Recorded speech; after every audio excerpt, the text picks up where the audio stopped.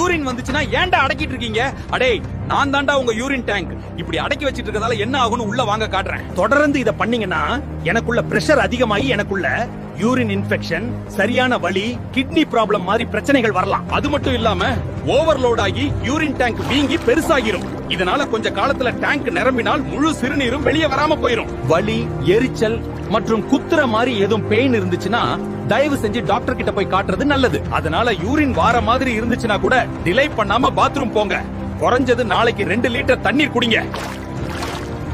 வேலைன்னு இத இக்னோர் பண்ணாதீங்க. இத இரவு பகலா பிரேக் இல்லாம வொர்க் பண்றவர்களுக்கு ஷேர் பண்ணிட்டு யூரின் வந்துச்சுன்னா ஏன்டா அடக்கிட்டு இருக்கீங்க?